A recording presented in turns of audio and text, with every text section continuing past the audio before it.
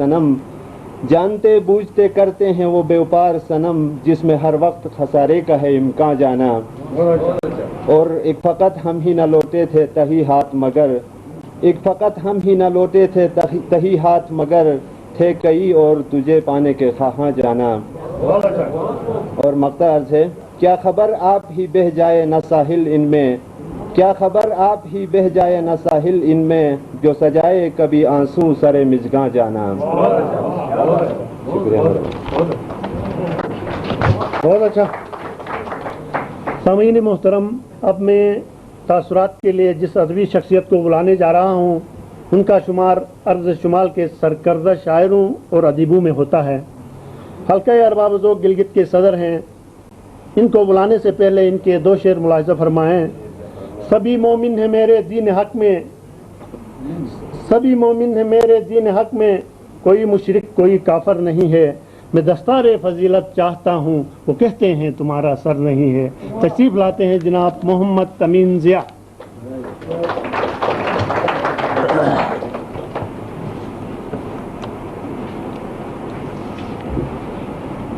محترم صدر مجلس، میرے محفل نقوی صاحب، صاحب کتاب، معزز حضرات، معزز خواتین و حضرات، معاف کیجیے۔ ناول کے صنف کے اوپر جمشید دکھی صاحب نے تفصیل سے روشنی ڈالی اور ان کی آواز صنف ناول کے بارے میں جمشید دکھی صاحب نے کچھ اپنے خیالات کا اظہار کیا اور یہ بتایا کہ داستان اور ناول میں بنیادی فرق ہے۔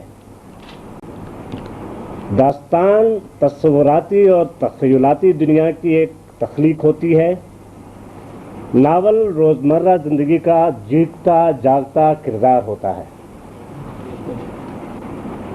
اور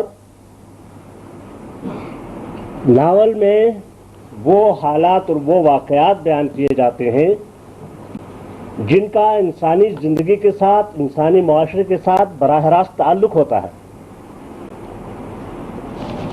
داستان گوئی اس زمانے کی تخلیق ہے جب لوگ کچھ دیر کے لیے اپنا وقت ضائع کرنے، اپنا وقت گزارنے کے لیے پریوں، جنوں، بتوں اور دیووں اور نہ جانے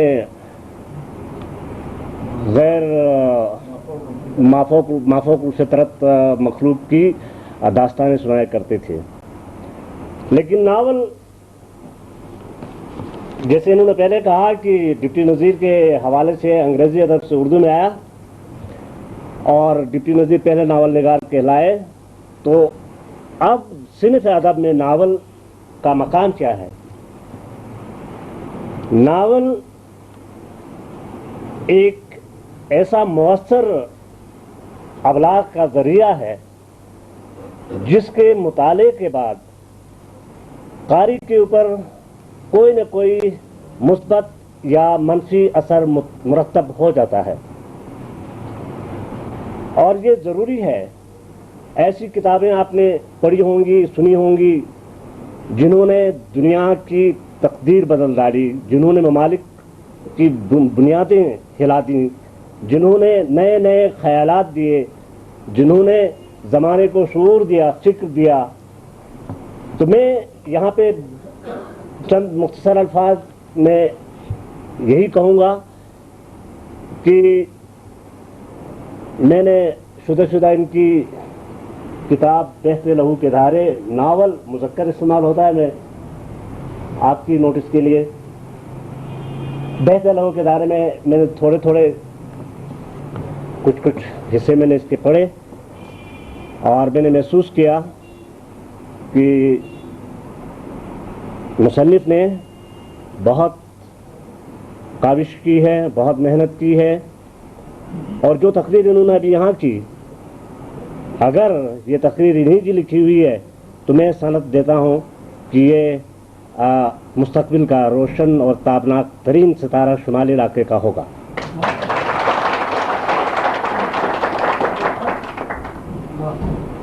اس کے بعد ناول میں بنیاد پلاٹ کا ہوتا ہے. پلاٹ بنیاد کا کردار ادا کرتا ہے. ناول کا پلاٹ ہونا بنیادی شرط ہے. اور پلاٹ یا تھیم کوئی مقصد ہوتا ہے جس کو مد نظر رکھ کر لکھاری یا ناول نگار اپنے جذبات کو قاری تک پہنچا دیتا ہے. پلاٹ کردار نگاری یا مکالمہ نگاری، منظر کشی، جزیات نگاری اور رواں اور سلیس زبان، واقعات اور حالات کی نظم اور ترتیب، یہ وہ چیزیں ہیں جو کسی کتاب کو کتاب بنا دیتی ہیں. اس لیے میں عبدالسلام ناز سے، اپنے برخوردار سے یہی گزارش کروں گا کہ یہ اپنے مشاہدے کو اور اپنے مطالعے کو مزید وسعت دیں اور وقت دیں مطالعے کے اوپر، اور تکنیک پہ عبور حاصل کرنے کی کوشش جاری رکھیں. اور انہیں میں حلقہ ارباب ذوق کے صدر کی حیثیت سے فخریہ طور پہ ہدیہ تبریک پیش کرتا ہوں. اور انہیں ایک اور بھی بات چلتے چلتے ادبی بات ہے بتاؤں کہ مثالیت پسندی کی بجائے حقیقت نگاری کی طرف زیادہ توجہ دی جائے، کیونکہ بعض اوقات مثالیت پسندی حقیقت پسندی کے ساتھ متصادم ہو جاتی ہے تو قاری کی سمجھ میں کچھ نہیں پلے پڑتا. ایک ناول نگار کی خوبیوں میں نفسیاتی تجزیہ کرنا. ناول نگار کے لیے ضروری ہے کہ وہ نفسیات کا تجزیہ کرنے والا ہو. ناول میں مختلف کردار ہوتے ہیں، جیسے عبدالخالق طاہر صاحب نے بتایا کہ ایک کردار، وہ کردار، یہ کردار، اور ہر کردار کے منہ میں وہی زبان دینی ہے جو اس کا کردار ہوتا ہے، کریکٹر ہوتا ہے. اس کی صلاحیت اور اس کے کردار اور اس کی سیرت کے مطابق اس کے منہ میں زبان دینے کے لیے مصنف کو خود اس کی جگہ بیٹھنا پڑتا ہے. تو یہ کردار نگاری یا مکالمہ نگاری جسے کہتے ہیں، صنف ناول میں مشکل ترین مرحلہ ہے کہ ہر شخص کی آپ زبان بن جائیں. آپ عالم بنیں تو ایک عالم کی طرح تقریر کریں، آپ جاہل بنیں تو بالکل جاہل کی جیسی زبان استعمال کریں، آپ اگر شریف آدمی ہیں تو شرفا کی زبان استعمال کریں، اور اگر کوئی بدقماش قسم کا بازاری لفنگا ہے تو وہ بازاری زبان بولے. یہ کوئی آسان بات نہیں ہے، لیکن جس کام کو میرے برخوردار نے نبھایا ہے میں اس سے بےحد متاثر ہوں، اور مجھے بہت ہی حیرت اور بہت ہی فخر محسوس ہوتا ہے کہ ہمارے ہاں سے ایک ایسی زبان میں جو ہماری مادری زبان نہیں ہے ایسے لکھاری بھی پیدا ہونے لگے ہیں. اور اس کا کام جو ہے وہ قابل ستائش ہے اور قابل داد ہے.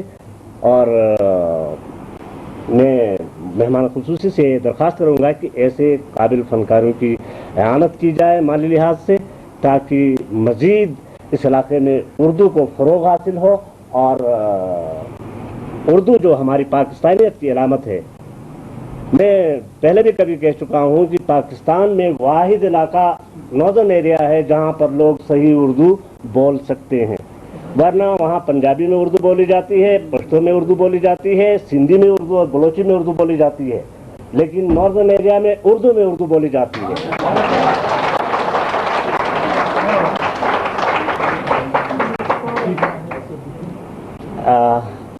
میرا خیال ہے میں بہت زیادہ لے رہا ہوں، اس لیے آپ سب حضرات کا بہت شکریہ کہ آپ نے مجھے سنا تھوڑی دیر کے لیے. نہیں زیادہ کلام کیا. ایک غزل ہے، چند شعر. فرشتہ ہے جو کبھی شر سے دو بدو ہی نہ ہو، فرشتہ ہے جو کبھی شر سے دو بدو ہی نہ ہو، وہ آدمی نہیں جس کا کوئی عدو ہی نہ ہو. فرشتہ ہے جو کبھی شر سے دو بدو ہی نہ ہو، وہ آدمی نہیں جس کا کوئی عدو ہی نہ ہو. یہ فصل گل کی عنایت ہے مستقل مجھ پر، یہ فصل گل کی عنایت ہے مستقل مجھ پر، ہے چاک ایسا غریبان کی رفوئی نہ ہو. یہ فصل گل کی عنایت ہے مستقل مجھ پر، ہے ایسا چاک غریبان کی رفوئی نہ ہو. میں بے وفائی کا سوچوں تو سخت کافر ہوں، میں بے وفائی کا سوچوں تو سخت کافر ہوں. ہے کوئی لمحہ جو تو میرے روبرو ہی نہ ہو.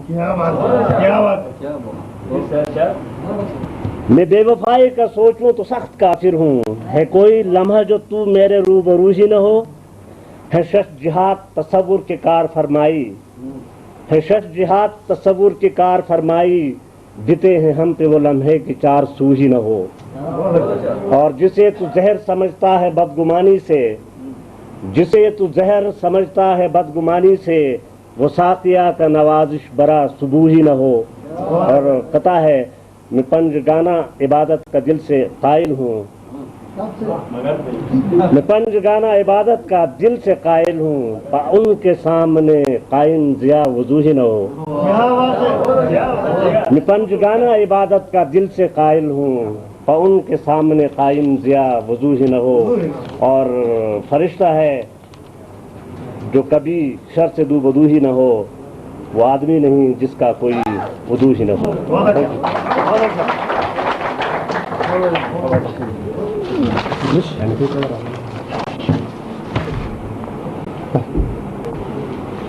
وقت کو ضائع کیے بغیر میں استدعا کرتا ہوں جناب حبیب الرحمان مشتاق سے کہ وہ تشریف لائیں اور اپنی ایک غزل سے ہمیں نوازیں. ان کے دو شعر: جب تیرے شانوں پہ تیری زلف لہرانے لگے، دیکھنے تجھ کو فرشتے بھی اتر آنے لگے، ان کو جو دیکھا گزرتے ایک نئے ساتھی کے ساتھ، خواب میرے ٹوٹ کر ہر سو بکھر جانے لگے. تشریف لاتے ہیں حبیب الرحمان مشتاق.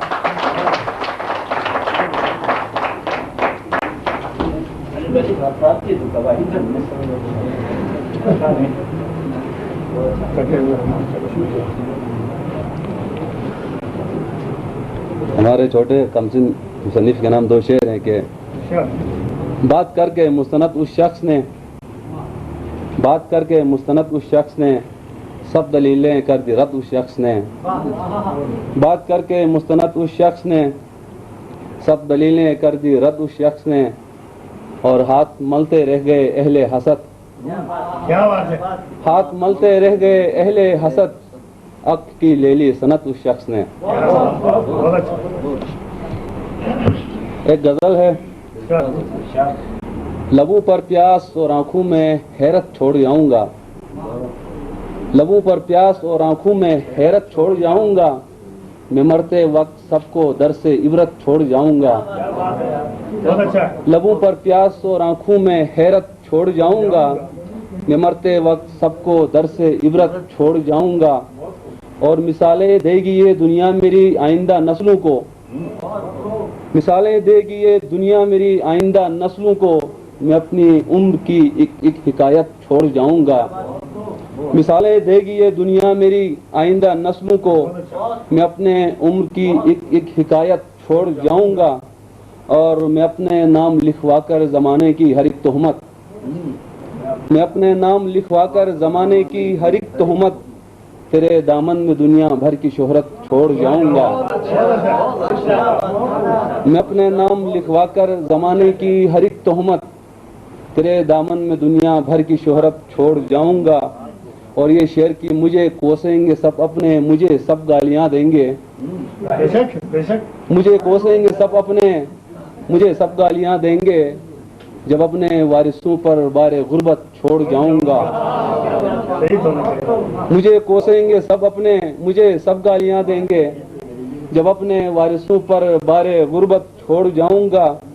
اور ادھورا تو بھی رہ جائے گا اس دنیا میں میرے بعد، ادھورا تو بھی رہ جائے گا اس دنیا میں میرے بعد، میں تیری زیست میں اپنی ضرورت چھوڑ جاؤں گا. ادھورا تو بھی رہ جائے گا اس دنیا میں میرے بعد، میں تیری زیست میں اپنی ضرورت چھوڑ جاؤں گا. اور زمانہ دے نہ پائے گا مجھے مرحوم کے تانے، کیا بات، سنو جی، زمانہ دے نہ پائے گا مجھے مرحوم کے تانے، میں اپنے زندہ ہونے کی علامت چھوڑ جاؤں گا، زمانہ دے نہ پائے گا مجھے مرحوم کے تانے، میں اپنے زندہ ہونے کی علامت چھوڑ جاؤں گا، اور ملے فرصت تو پڑھ لینا کبھی خلوت کے موسم میں، ملے فرصت تو پڑھ لینا کبھی خلوت کے موسم میں، تمہارے نام میں اپنی وصیت چھوڑ جاؤں گا، ملے فرصت تو پڑھ لینا کبھی خلوت کے موسم میں، تمہارے نام میں اپنی وصیت چھوڑ جاؤں گا، اور اٹھا لینا بچا کر تم انہیں دنیا کی نظروں سے، اٹھا لینا بچا کر تم انہیں دنیا کی نظروں سے، میں تیری ہر نشانی کو سلامت چھوڑ جاؤں گا، اٹھا لینا بچا کر تم انہیں دنیا کی نظروں سے، میں تیری ہر نشانی کو سلامت چھوڑ جاؤں گا، لبوں پر پیاس اور آنکھوں میں حیرت چھوڑ جاؤں گا، میں مرتے وقت سب کو درس عبرت چھوڑ جاؤں گا۔ یہ تھے حبیب الرحمان مشتاق۔ ابھی میں جس شاعر کو بلانے جا رہا ہوں ان کے دو شعر پڑھتا ہوں، وہ خود سمجھ لے اور آ جائے۔ جہاں جہاں لکھا سبق ہوا اڑا کے لے گئی، تمہارے نام کے ورق ہوا اڑا کے لے گئی، ظفر ہمارے دوستوں کی دول ہے جو کل تلک انہیں زمین تا افق ہوا اڑا کے لے گئی۔ تشریف لاتے ہیں ظفر وقار تاج ظفر۔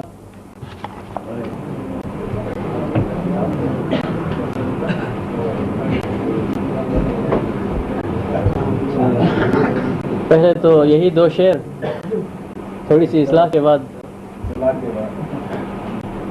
جہاں جہاں لکھا سبق ہوا اڑا کے لے گئی، تمہارے نام کے ورق ہوا اڑا کے لے گئی، ظفر ہمارے راستوں کی دھول تھے جو کل تلک انہیں زمین تا افق ہوا اڑا کے لے گئی۔ اور اسی غزل کے چند اور شعر ہیں کہ یہ مانا رہبران قوم سارے بے قصور ہیں، یہ مانا رہبران قوم سارے بے قصور ہیں، تو کیا میرا تمہارا حق ہوا اڑا کے لے گئی۔ یہ مانا رہبران قوم سارے بے قصور ہیں، تو کیا میرا تمہارا حق ہوا اڑا کے لے گئی، اور ہمارے زوم عشق کی چمک بھی ماند پڑ گئی، ہمارے زوم عشق کی چمک بھی ماند پڑ گئی، تیرے بھی روپ کی شفق ہوا اڑا کے لے گئی۔ ایک اور غزل کے چند شعر ہیں۔ سارا موسم گونگا بہرا ہوتا ہے، سارا موسم گونگا بہرا ہوتا ہے، جب بستی میں رات کا پہرا ہوتا ہے، سارا موسم گونگا بہرا ہوتا ہے، جب بستی میں رات کا پہرا ہوتا ہے، ہم ماتھے کی ہر سلوٹ پڑھ لیتے ہیں، ہم ماتھے کی ہر سلوٹ پڑھ لیتے ہیں، ہر جذبے کا اپنا چہرہ ہوتا ہے، ہم ماتھے کی ہر سلوٹ پڑھ لیتے ہیں، ہر جذبے کا اپنا چہرہ ہوتا ہے، اور دیکھو لالچ میں دھوکہ مت کھا جانا، دیکھو لالچ میں دھوکہ مت کھا جانا، پیتل کا بھی رنگ سنہرا ہوتا ہے، دیکھو لالچ میں دھوکہ مت کھا جانا، پیتل کا بھی رنگ سنہرا ہوتا ہے، اور میں تو اس سے باتیں کم ہی کرتا ہوں، میں تو اس سے باتیں کم ہی کرتا ہوں، دل جیسے آنکھوں میں ٹھہرا ہوتا ہے، اور تیر تبر ہیں ایسے ہی بدنام ظفر، تیر تبر ہیں ایسے ہی بدنام ظفر، زخم تو لہجے کا ہی گہرا ہوتا ہے۔ بہت اچھا ظفر، بہت اچھا۔ ابھی میں ایک اور ہمارے حلقے کے سینئر شاعر ہیں بلانے جا رہا ہوں، ان کے دو شعر ملاحظہ فرمائیں۔ شعر کے پرلے سرے پر گر لیا ہم نے یادوں سے کنارہ کر لیا، عکس چہرے کا چھپانے کے لیے اپنے کمرے میں اندھیرا کر لیا۔ تشریف لاتے ہیں جناب محمد نظیم دیا۔ ترنم تو بنایا نہیں تھا لیکن چلتے چلتے بن گیا ہے، کوشش کروں گا۔ کوئی سمجھے تو بتائیں عاشقی کیا چیز ہے، کوئی سمجھے تو بتائیں عاشقی کیا چیز ہے، نیل گوں ایک بلبلا ہے زندگی کیا چیز ہے، نیل گوں ایک بلبلا ہے، زندگی کیا چیز ہے، کوئی سمجھے تو بتائیں عاشقی کیا چیز ہے، صرف سجدوں کے عوض مومن کوئی بنتا نہیں، صرف سجدوں کے عوض مومن کوئی بنتا نہیں، فلسفہ سمجھے وہ پہلے بندگی کیا چیز ہے، فلسفہ پہلے وہ سمجھے بندگی کیا چیز ہے، میں کدے کا راستہ معلوم ہو تو پوچھئے، میں کدے کا راستہ معلوم ہو تو پوچھئے، شیخ جی جانے گا کیا میں کشی کیا چیز ہے، شیخ جی جانے گا کیا یہ میں کشی کیا چیز ہے، اشک کے دریا سے گزرو تو تمہیں معلوم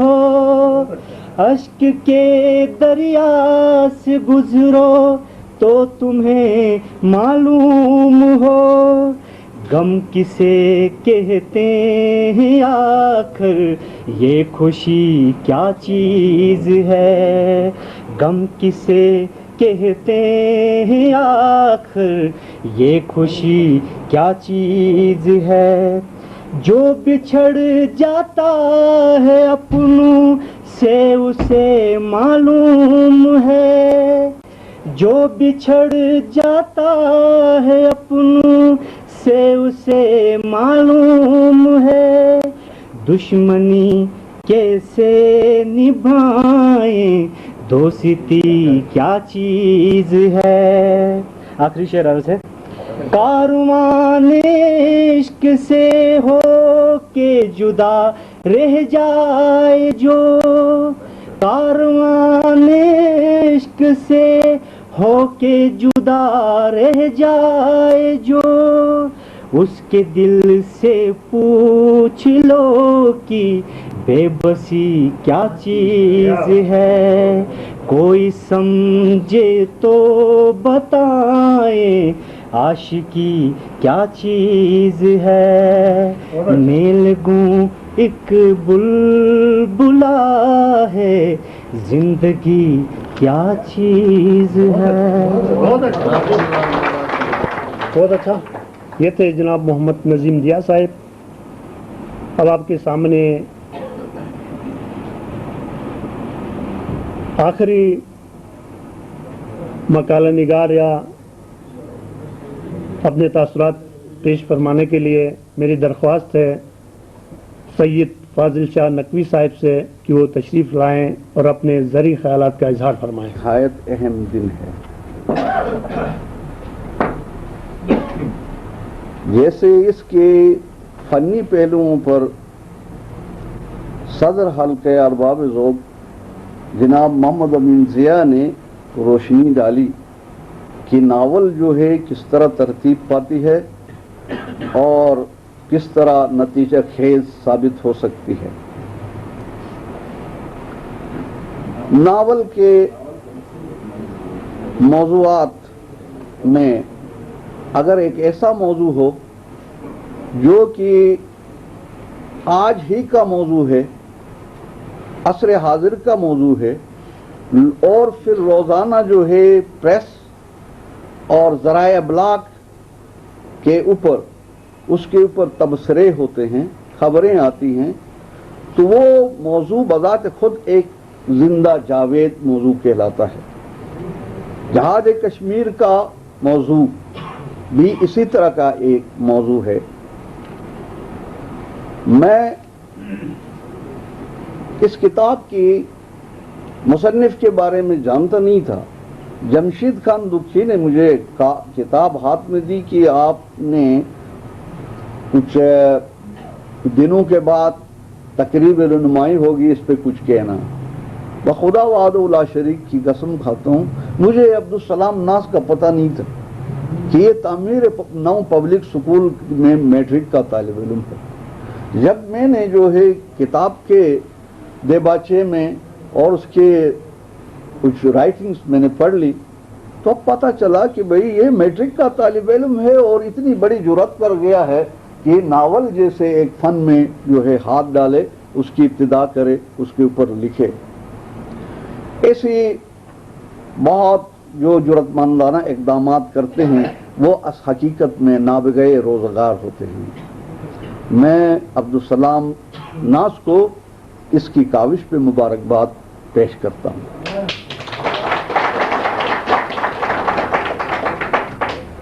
यहाँ आपने देखा कि ये तकरीब रोनुमाई का ये एहतमाम किया है publishing extension network pen Gilgit में। ये एक नौखेज मुकामी एनजीओ है, अभी अभी कायम हुआ, कुछ अरसा गुजरा है। हमें कुछ कंसल्टेंसीज हमारी मुकामी हुकूमत की मेहरबानी से, जिनकी नुमाइंदगी मेरे दोस्त मियां अब्दुल वहीद खान साहब कर रहे हैं, तो इनकी बदौलत से हमें कुछ मिला। तो हमने ये सोचा कि मुकामी अदब को फरोग देने के लिए हम क्या इंतजाम कर सकते हैं पेन की तरफ से। तो हमारी पहली पेशकश एक हकीर सी पेशकश में कहता हूं, अदीबों के लिए, कलमकारों के लिए कोई और फोरम, कोई ऐसा वो वसीला मौजूद नहीं था कि उनकी पब्लिकेशंस जो है मंजर आम पे आ सकें। तो हमने एक छोटी सी मदद जो है अब्दुल सलाम नाज की और आपने देखा कि पब्लिशिंग एक्सटेंशन नेटवर्क पब्लिशर की हैसियत से पहली बार मुतारिफ हो रहा है। और ये एक मुकामी एनजीओ है, आपका एनजीओ है, आप ही से पैदा हुआ है। हम कुछ रिटायर्ड ऑफिसरान आसिफ साहब में और जो है कुछ लोग जो हैं जो इल्म अदब के महफिलों में भी नजर आते हैं और जो है ब्यूरोक्रेसी में भी हम ही नजर आते थे। अब बार आए तो हमने कहा कोई खिदमत इन लोगों की करें और मुकामी अदब को फरोग दें, अहले कलम की हौसला अफजाई करें। तो पब्लिशिंग एक्सटेंशन नेटवर्क ने ये खिदमत बजा लाई और ये किताब मंजर आम पर आई। मैं पब्लिशिंग एक्सटेंशन नेटवर्क में सीनियर एडवाइज़र की हैसियत से काम कर रहा हूँ और कुछ लोग जो हैं मैं हमारे साथ मुंसलिक हैं। हमने अभी पार्टिसिपेशन का भी काम जो यहाँ चल रहा है उस पर भी जो है हमने सोचा है कि हम जो है दखील हो जाएं, हुकूमत की मदद करें। हम आखिर रिटायर होने के बाद जो है अपना जो बचा खुचा ज़हन है उसे क्यों ज़ाया करें। हुकूमत के काम आना चाहिए, अहले इल्म का काम आना चाहिए, अहले दिमाग का काम आना चाहिए और हमारे अपने इलाके की खिदमत करनी चाहिए। यहाँ इल्म को फ़रोग दिया जाना चाहिए। यहाँ तालीम का प्रोजेक्ट है, इफ़ात का प्रोजेक्ट है और दुनिया की डोनिंग एजेंसीज जो हैं यहाँ पर काम कर रही हैं और इसके लिए इंटरनेशनल एनजीओज तो पहले से काम कर रहे थे, लेकिन सपोर्टिंग यूनिट की हैसियत से कोई लोकल एनजीओ नहीं था। पब्लिशिंग एक्सटेंशन नेटवर्क ने ये जगह पुर की है, ये खिला जो है पुर हो गई है। और भी मेरी कोशिश ये होगी कि मैं सीनियर एडवाइज़र, जो भी आदमी यहाँ सर्विसेज से रिटायर हो जाते हैं, मुख्तलिफ फनी शोबों से ताल्लुक़ रखते हैं, उनकी ज़रूरत होती है। वो जो है ये मुकामी एनजीओ की हैसियत से यहाँ कदगने नहीं हैं, यहाँ शराइत नहीं है, यहाँ मनोतों की बातें नहीं हैं। आप आ सकते हैं, यहाँ आएंगे, अपने इलाके की खिदमत करें। पब्लिशिंग एक्सटेंशन नेटवर्क की तरफ से ये पहले फंक्शन आप देख रहे हैं और पहली किताब पब्लिशर की हैसियत से आपके हाथ में आ रही है। ये इस इदारे की भी बड़ी खुशबख्ती है।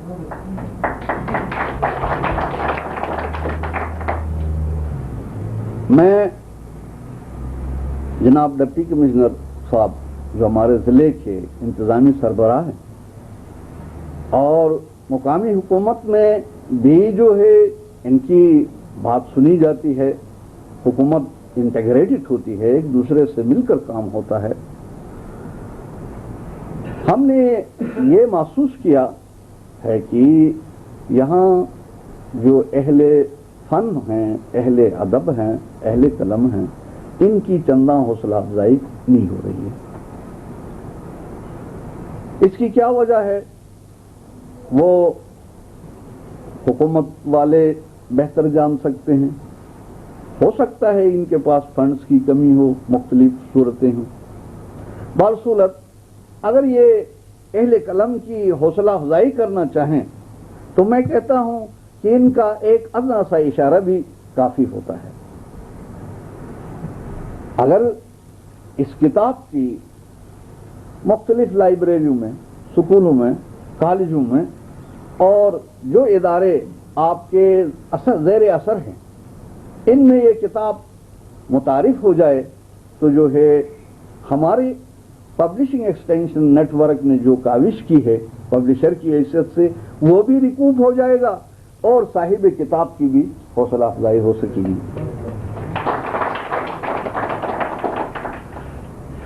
عموماً کسی بھی فنکشن میں جب میں آج تک سروس میں تھا تو میں اپنی حلال کمائی سے کچھ نہ کچھ اہل قلم کی مدد کرتا تھا، تو یہاں بھی جو ہے اس روایت کو برقرار رکھتے ہوئے آپ کے سامنے میں جو ہے عبدالسلام ناس کو کے لیے وعدہ کرتا ہوں کہ 10 کتابیں میں نجی طور پر لوں گا، اس کی قیمت مجھ سے لے لیں۔ Thank you.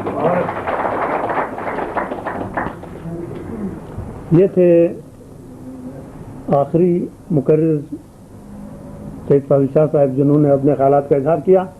سامعین محترم، میری غزل ابھی تک باقی ہے، غلطی سے رہ گئی ہے، تو اجازت ہو تو آپ کو سناؤں۔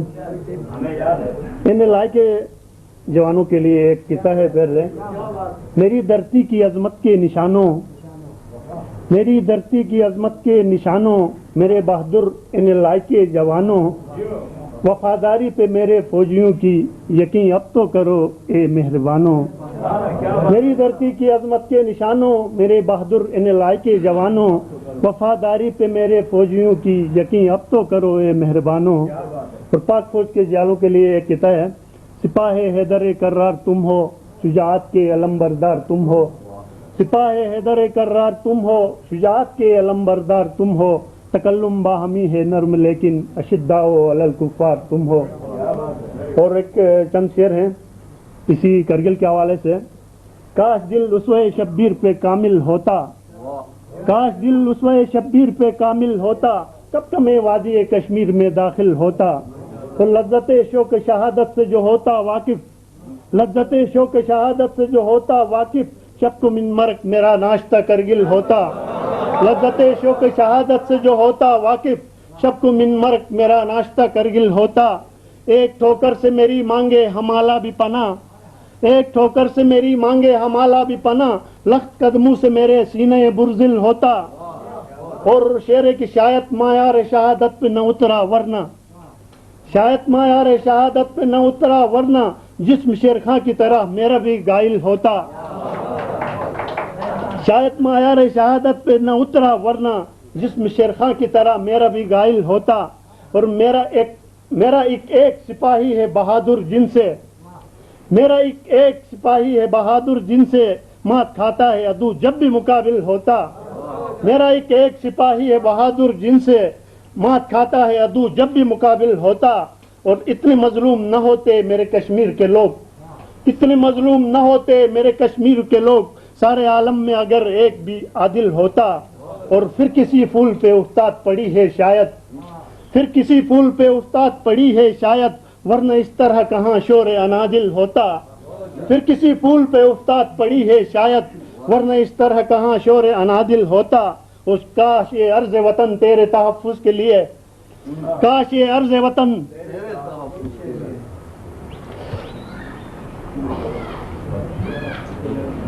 شامل ہوتا، میرا بھی شامل ہوتا، خود میرا بھی تیری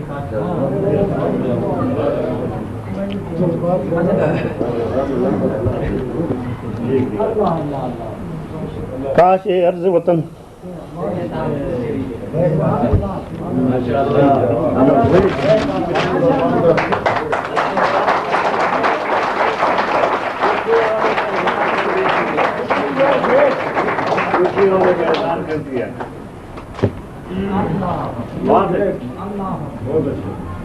قابل تعریف ہے جلسہ. اپنوں پہ نہیں اوروں پہ بھی روتے ہیں.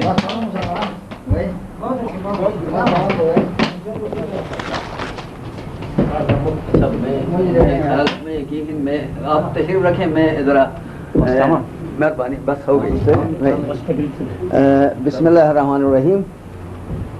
جناب میاں وحید الدین صاحب ڈپٹی کمشنر گلگت, سامعین محترم, اس وقت جو کچھ کہنا تھا جمشید دکھی نے وہ اپنے جذبات کے بہاؤ میں آ کر کہہ نہ سکا, اور یہ بات یقیناً جس نے بھی ٹیلی ویژن کا وہ پروگرام دیکھا ہوگا جس میں معین اختر جیسا فنکار موجود تھا جو اپنے جذبات کے بہاؤ میں آ کر کچھ کہہ نہ سکا تھا, اور وہی لمحہ ہمارے سامنے یہاں پیش آیا. میں سب سے پہلے انہوں نے مجھے ہی دعوت دینی تھی کیونکہ میں میرے محفل ہوں, کہا یہی گیا تھا کہ میں شاہ صاحب کے بعد میں نے آنا ہے اور مہمان خصوصی میرے بعد تشریف لائیں گے. میں سب سے پہلے ایک پہلا ناول لکھنے پر بہتے لہو کے دھارے, پہلا ناول شمال علاقہ جات کا پہلا ناول, نمبر 1 اعزاز. دوسرا اعزاز 16 سال کی عمر میں یہ ناول لکھا گیا. 2 بڑے اعزاز ہیں. تیسرا اعزاز کشروٹ کے لیے ہے. میرے خیال میں کشروٹ کی سرزمین مردم خیز ہے. میں تھوڑا سا اس کے پس منظر کے بارے میں تھوڑی سی باتیں آپ کو پیش کرنا چاہتا ہوں. کشروٹ کی یہ آبادی 1760 میں یہاں آباد ہوئی. 1760 میں 1760 سے لے کر اب تک اس خطے میں آپ کو نامور قلمکار بھی ملے, آپ کو حفاظ بھی ملے, قراء بھی ملے, عالم بھی ملے, تیراک بھی ملے, سیاستدان بھی ملے, مدبر بھی ملے, سفارتکار بھی ملے. سچی بات یہ ہے یہ خطہ جو ہے اس وقت بھی موجودہ وقت میں آپ کو بتانا چاہتا ہوں, شنا زبان کشمیریوں کی زبان نہیں تھی, لیکن شنا کا یہاں ایک اچھا قاعدہ میرے بھائی عبدالخالق تاج کا لکھا ہوا ہے, اور اس کے ساتھ ایک شنا قاعدہ اس وقت مرتب ہو رہا ہے جمشید خان دکھی کے حوالے سے, اور وہ قاعدہ بھی جلد ہی منظر عام پر آئے گا. ہمارے ایک یشکن برادری کے ایک فرد, معزز فرد اور لائق میرے شاگرد ہیں محمد امین ضیاء, انہوں نے بھی, ان کا بھی بڑا اعزاز ہے, انہوں نے ایک شنا قاعدہ اور شنا زبان کی گرامر لکھی ہے, اور وہ بھی, اور اس کے علاوہ انہوں نے سوین و مورو کے حوالے سے کتاب بھی لکھی ہے, اور میرے خیال میں یہ بہت بڑا اعزاز ہے اس وطن کے لیے. یہ ادب کے حوالے سے یہاں کچھ باتیں ہوئی ہیں. ادب کیا ہے؟ ادب زندگی کا آئینہ ہے, ادب زندگی کا عکاس ہے, اور ادب کا موضوع انسان ہے. ادب کا موضوع انسان ہے, اور انسان سے متعلق متعلقات, انسان سے متعلق جو بھی اشیاء شامل ہوں گی وہ ادب کا موضوع ہے. اور اس میں اگر میں یہ کہوں کائنات اور انسان ادب کا موضوع ہے تو غلط نہ ہوگا. کائنات کیا ہے؟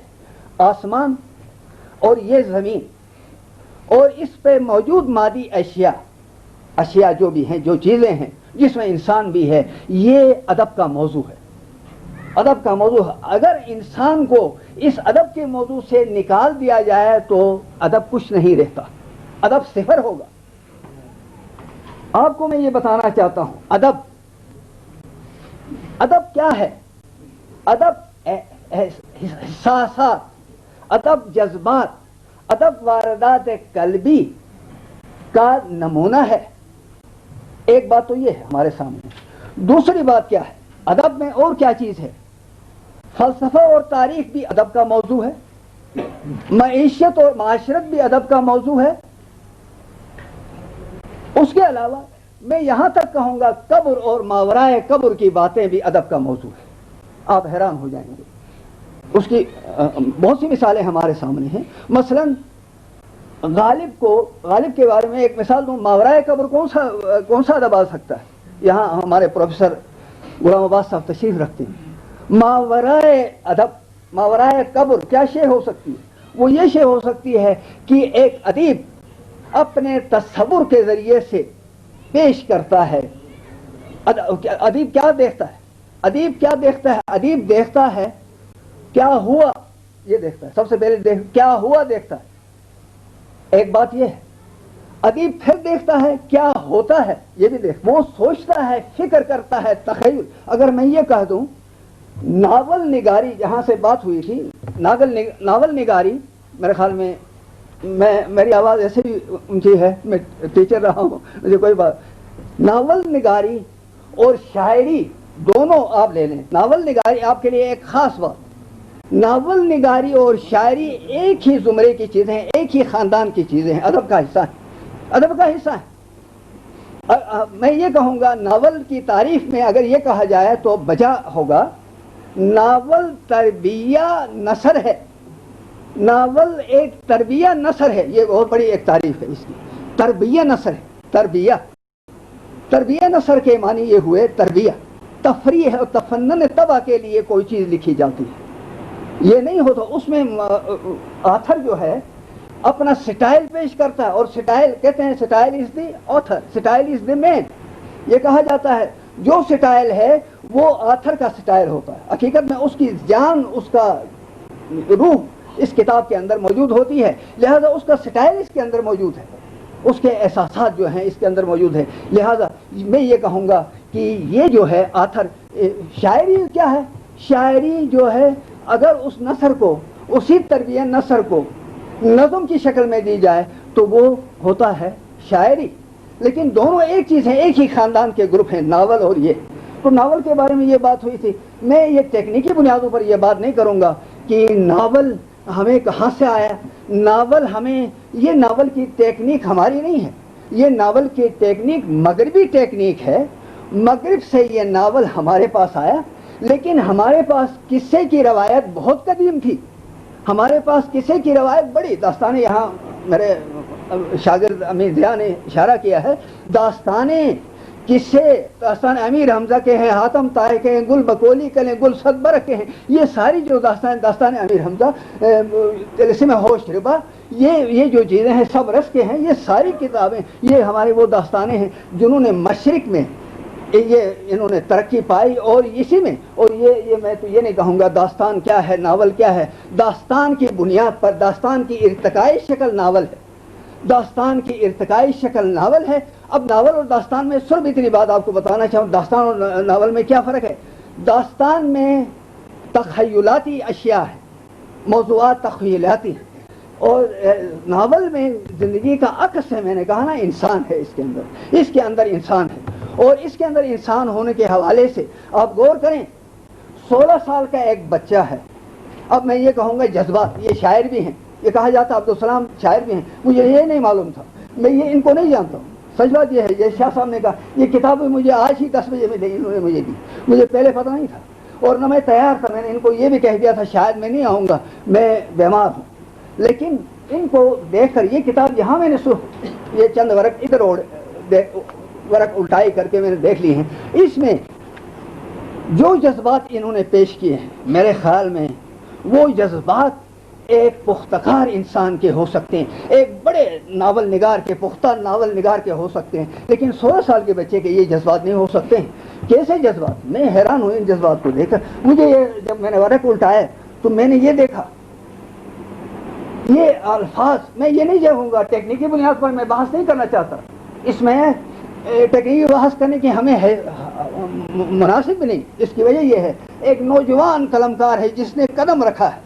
اور پہلی دفعہ قدم رکھا اور غیر معمولی قدم رکھا ہے. میں یہ کہوں گا ان کا قدم غیر معمولی ہے, ایکسٹرا آرڈنری قدم ہے. یہ اس کتاب کا جو قدم ہے میں غیر معمولی سمجھتا ہوں, غیر معمولی قدم ہے. اور پہلا ناول ہونے کے اعزاز کے بعد میرے خیال میں نے ایک مضمون, میں نے ایک مقالہ لکھا تھا اور وہاں ہم نے ہالیڈے ان میں پیش کیا تھا علامہ نصیر الدین صاحب کے اس حوالے سے. وہاں میں نے ایک مقالہ پیش کیا تھا قلمی جو ہمارے ناردرن ایریا کے قلمکار ہیں, ان قلمکار جس نوعیت کے قلمکار ہیں, تاریخ کے قلمکار ہیں, ادب کے قلمکار ہیں, کسی کے شاعری کے کلام, میں نے ہر ایک کا جس نے بھی کوئی کتاب لکھی میں نے نام لکھا اور ذکر کیا اس میں, اور بہت مبسوط میرا مقالہ تھا وہ, اس کے اندر میں نے ذکر کیا تھا. لیکن مجھے ناول کی صنف کوئی نہیں ملی تھی اس تمام میں. سچی بات یہ اس تمام میں, حالانکہ میں نے بہت غور و فکر, میرا بہت ریسرچ ہے اس حوالے سے, لیکن مجھے ایک ناول کی کتاب مجھے نہیں ملی تھی. سچی بات یہ ہے یہ ایک غیر معمولی کامیابی ہے اس صنف کے اندر, اس مجمع کے اندر, ان قلمکاروں کی میں کہوں محفل کے اندر. جیسے رابرٹ سعودی یہ کہتے ہیں, رابرٹ سعودی کا ایک خاص بات ہے. رابرٹ سعودی یہ کہتے ہیں, وہ ان کی ایک انگریزی نظم ہے لیکن مجھے کیونکہ نظم کے خاص مصرے مجھے یاد نہیں ہے, لیکن میں صرف اس کا ترجمہ یہ کہوں گا. رابرٹ سعودی یہ کہتے ہیں جب میں اپنی لائبریری میں جاتا ہوں اور جب میں لائبریری میں داخل ہوتا ہوں تو وہاں پر جو قدیم زمانے کے, وہاں پر فرائڈ بھی ہے, وہاں پر ڈکسن بھی ہے, وہاں پر میں نے دوسرے لوگ بڑے بڑے ان کو میں نے پا لیا ہے, کیٹس بھی ہے وہاں پر. تو وہ یہ کہتا ہے, یہاں ہسبینڈ بھی دیکھا میں نے, ادھر دیکھا. تو وہ کہتا ہے وہ دن آئے گا جس دن میں بھی ان کے ساتھ ہم سفر ہوں گا, میں بھی ان کی محفل میں شامل ہو جاؤں. سچی بات یہ ہے یہ ایک بہت بڑی محفل میں آ گئے ہیں, میں ان کو اس حوالے سے مبارکباد دیتا ہوں. ایک بات جو خاص طور پر خصوصی توجہ کے لائق ہے, وہ احساس جو انہوں نے کیا تھا اس کی میں بات کرنا چاہتا ہوں. وہ ذرا دیکھ لیں, 2-4 سطروں میں ہی انہوں نے جو واضح کیا ہے. کیا کہا انہوں نے, میں حیران ہوں. تیرا میرا رشتہ کیا, لا الہ الا اللہ. پاکستان کا مطلب کیا, لا الہ الا اللہ. لبیک لبیک اللہم لبیک. شہید کی جو موت ہے وہ قوم کی حیات ہے. ہم کیا چاہتے ہیں, آزادی ہے, حق ہمارا آزادی. ہم چھین کے لیں گے آزادی. یہ بوڑھے مانگے آزادی, یہ سچے بچے مانگے آزادی, یہ بہنیں مانگے آزادی, یہ مائیں مانگے آزادی. یہ جذبات میرے خیال میں یہ کسی 16 سال کے بچے کے نہیں ہو سکتی. خدا نے, میں نابغہ روزگار, شاہ صاحب نے یہ لفظ استعمال کیا تھا, نابغہ روزگار. جینیس انگریزی میں کہتے ہیں, جینیس ہماری سائیکالوجی میں ہے. جینیس وہ ہوتا ہے جو 120 درجے اوپر وہ ہوتا ہے سائیکالوجی کے اندر, ہم آئی کیو جس کی ہوتی ہے. تو یہ میرے خیال میں ایک جینیس ہے. خدا نے اس کو ایک ایسا موقع دیا جس کی بنیاد پر انہوں نے یہ کیا. تو میں دھرتی کے حوالے سے یہ بات کرتا ہوں. دھرتی کیا ہے, یہ زمین کیا ہے. زمین کے لیے میں بس ختم کر رہا ہوں. میں زمین کی میں بات کرتا ہوں, وہ یہ ہے. سقراط سے کسی نے کہا, سقراط کو سزا ہو گئی, اس کو سزا دی جانے لگی تھی. اس کے شاگردوں نے کہا ہم آپ کو بچا سکتے ہیں, آپ کو بھگا سکتے ہیں یہاں سے.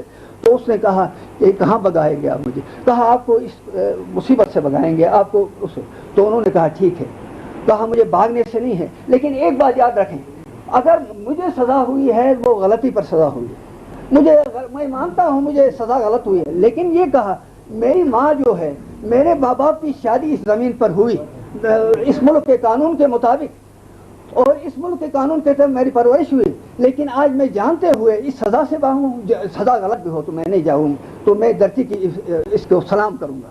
تو اس کا مطلب یہ ہوا دھرتی جو ہے ہمارے لیے بہت ہے. ایک بات کسی نے کہی تھی, دھرتی, جس دھرتی کا ہم رزق کھاتے ہیں, جس دھرتی کا ہم رزق کھاتے ہیں, اس دھرتی کا, اس مٹی کا ہمارے اوپر ایک قرض ہے. انہوں نے بھی اشارہ کیا, ایک قرض ہے, اور وہ قرض قلمکار ادا کر سکتا ہے.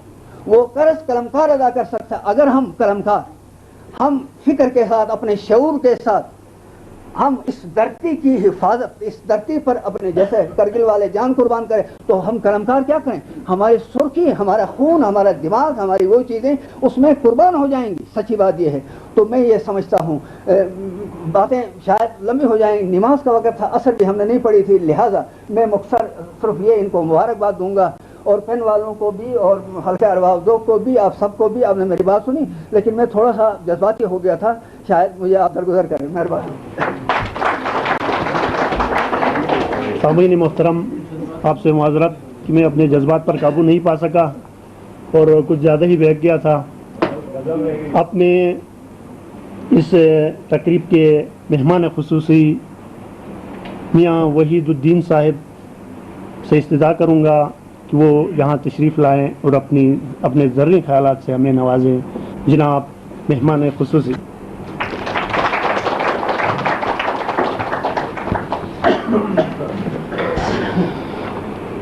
بسم اللہ الرحمن الرحیم. محترم خواتین و حضرات، علماء، ادباء، شعراء، سب کی خدمت میں سلام. میں آپ لوگوں کا نہایت ہی مشکور ہوں کہ آپ نے ایک ایسے باسعادت موقع پر مجھے مدعو کیا کہ میں اپنے آپ کو آنرڈ فیل کر رہا ہوں. یہ ایک ایسا موقع ہے کہ ارض شمال کے ایک نوجوان نے پہلی کاوش کے طور پر ایک ایسی چیز کو سامنے لے کر آیا ہے کہ جو شاید ڈاؤن کنٹری کے بڑے بڑے ناول نگار بھی سامنے نہیں لا سکتے تھے. میں عبدالسلام ناز کو مبارکباد پیش کرتا ہوں اور آپ لوگوں کی سمع خراشی نہیں کرنا چاہتا، کیونکہ مجھ سے پہلے بہت سے نقادوں نے بڑی سیر حاصل بحث کی ہے اس کتاب کے ایک ایک چیپٹر پر، ایک ایک لفظ پر. گو کہ میں نے بھی یہ کتاب حرف بحرف پڑھی ہے. بہت اچھا، بہت اچھا.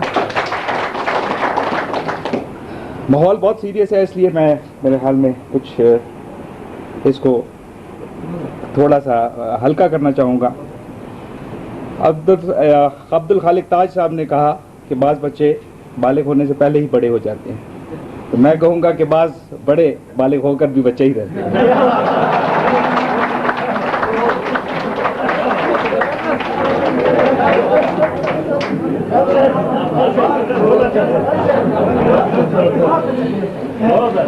اگر یہ ناول مارکہ کارگل کے تناظر میں نہ لکھا جاتا تو شاید میں بھی آج یہ کہتا کہ ہمارے نوجوان ادیب نے بہت سارے جذبات کو، بہت ساری چیزوں کو آئیڈیلائز کر دیا ہے اور صرف وہ چیزیں سامنے لایا ہے کہ وہ جو ایک نوجوان بچہ دیکھنا چاہتا ہے. جیسے کہ آپ نے کہا کہ مصنف بہت ساری چیزیں دیکھنا چاہتا ہے اور یہ سامنے وہ چیزیں لایا کہ جو واقعی دیکھنا چاہتا ہے.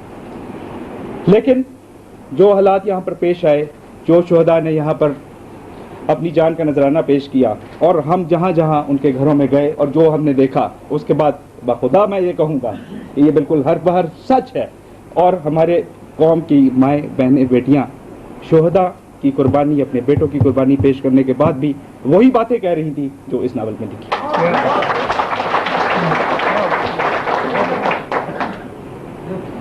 وقت کی کمی کی وجہ سے میں زیادہ لمبی باتوں میں نہیں پڑھوں گا، صرف یہ کہوں گا کہ اہل ادب، شعراء اور ادباء کی ذمہ داریاں ان کے کندھوں پر بہت بھاری ہیں.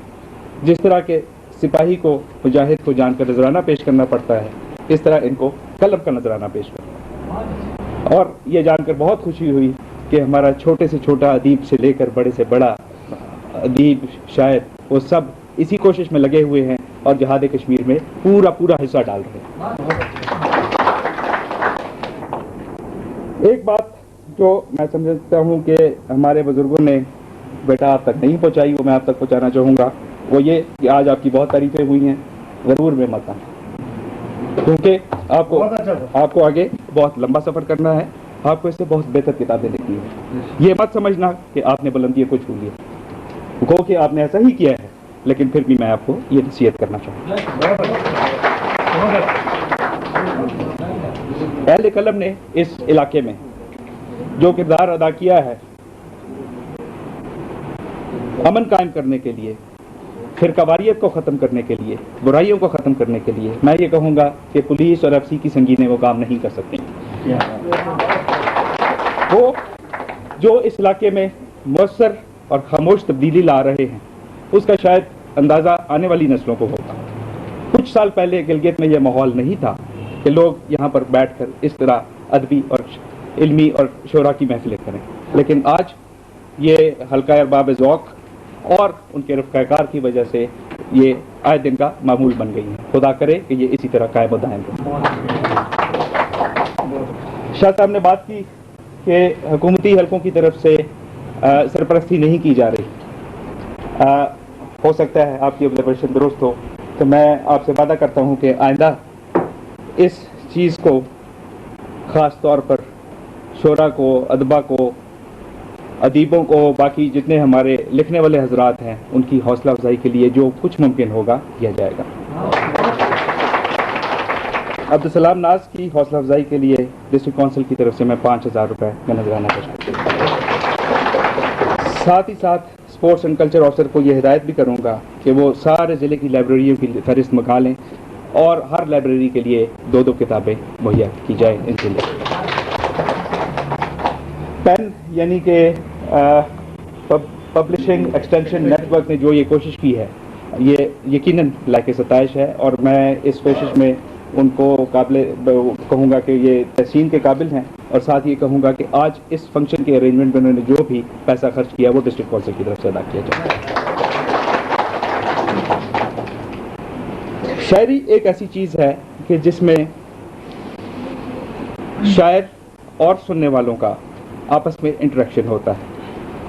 ناول یا دوسری چیزیں کوئی اپنی خوابگاہ کی تنہائی میں پڑھتا ہے، لیکن یہاں پر وہ ببانگ دوہل اپنے جذبات کا اظہار کرتے ہیں، اور یہ یقیناً ایک بہت ہی مؤثر ذریعہ ہے.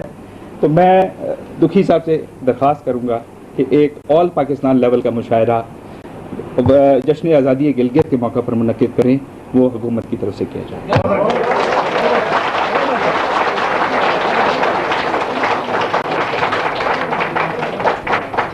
آخر میں ایک بات کہوں گا. امین زیاد صاحب نے کہا کہ اردو شمالی علاقے کے لوگ اردو ہی میں بولتے ہیں. معذرت کے ساتھ اگر پھول کو پھول نہ کہیں.